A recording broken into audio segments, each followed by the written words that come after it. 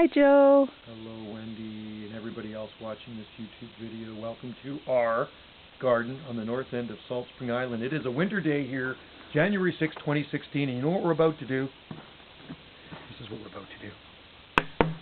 Every day, Coffee ground. I go to one of the local coffee shops, and I drop off my 5-gallon bucket, our 5-gallon bucket, Yeah. and every second day I pick it up, and they fill it up with coffee grounds. I also get bags of coffee grounds, because coffee grounds have a lot of nutrition in them for the garden.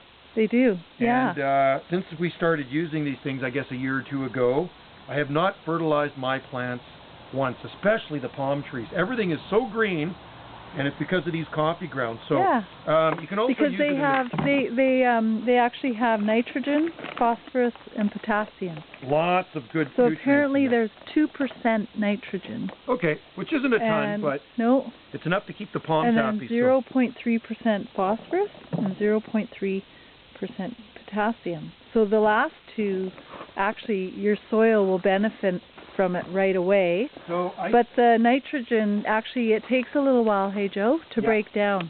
So over time, the nitrogen will be released in your soil. The fuchsia still blooming in here. Ah, beautiful. You gotta remember, this is a winter day in this part of Canada, folks.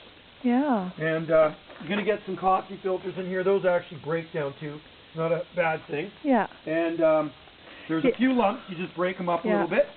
And I sprinkle it on top of the garden, and the garden absolutely loves it. I mean, look at the rhodos. It's like free, and you're saving landfills from this. It's a valuable resource. It's also organic, this stuff too. Organic. Yeah. So if you look at the Serica, Himalayan sweet box is blooming nicely, and it's just coffee grounds in here. Yeah. We mulch with leaves, and that's a beautiful fragrant plant right now this time of the year. You can see the fuchsias on this one right here. There's lots of little, really nice. Lots of little fuchsias on there. So there's more in the other garden. The plants that actually love the acidity of it are like roses, rhodos, holly.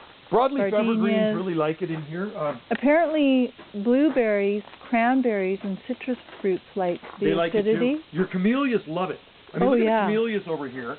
Got some beautiful camellias in the garden Wendy planted. And this one here, they're budded up. There's camellias blooming on Salt Spring right now, certain areas. Yeah. So we put it around there. Yeah.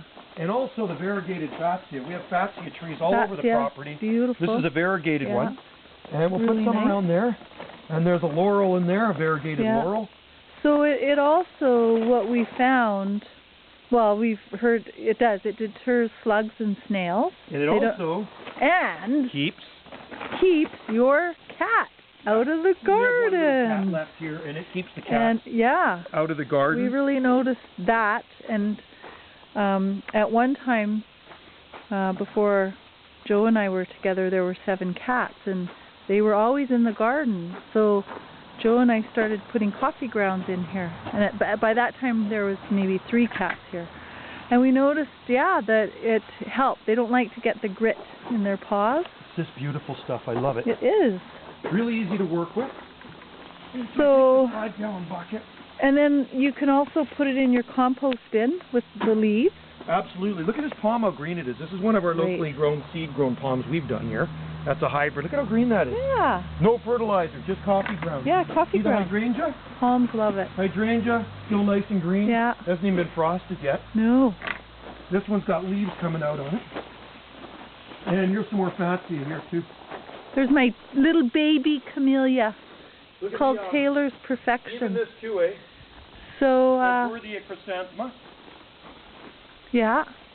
And what we also noticed is you have to be careful in the summer if you're still using your coffee grounds. Like, it's great to sprinkle it on top, but you want to mix it up a bit because it forms a crusty layer.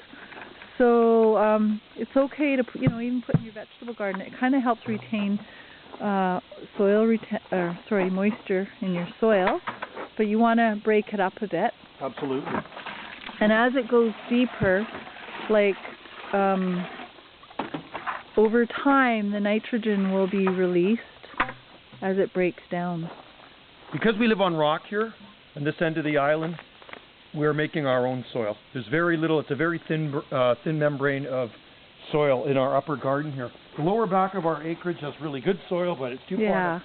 And you can take even leftover coffee, like take, even if you want, or take your grounds, take 2 cups of grounds, 5 gallons of water, and let it sit overnight, and then just go water your plants. That's another fertilizer. You can do that too. I mean, look at this thing's pushing buds already, the ribes. Matter of fact, there's a flower on it right there. Or is that a flower? No, it's a leaf. Sorry, it's a leaf. So you got you got buds. These are buds coming out on it here, leaf buds. And you can, if you'd like to keep your pH balance and pretty even, you could mix a bit of lime in there as well. You could, So so that's our big what? It's our this is the benefits of using coffee grounds in your garden. Yes. Do not throw them in the garbage.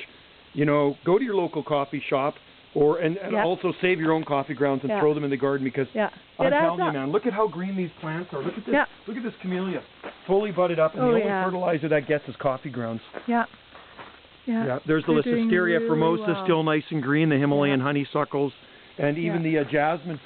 This actually, we should really vine here, and look at how green it is. Isn't it beautiful? We need to put some in the planters too. And I actually do it in my house plants. I sometimes, if I'm having a cup of drip coffee, I'll take the grounds afterwards and sprinkle on top of my indoor plants. It makes for a happy garden, folks. It has a lot of good benefits. I put them in last year. Look at this. See how nice and green that is? We're just in our inner courtyard garden right now. Yeah, so I'm going to put some more. 2 acres. And there's many gardens. They're big gardens. They stretch hundreds of feet. So we sort of rotate. We go from one garden to the next, and then we will then go down to the vegetable gardens. All right. That's the way to do it. Anyway, thanks for watching, and remember, use those coffee grounds because they have lots of benefits for your plants in your garden. Thanks a lot. Mahalo.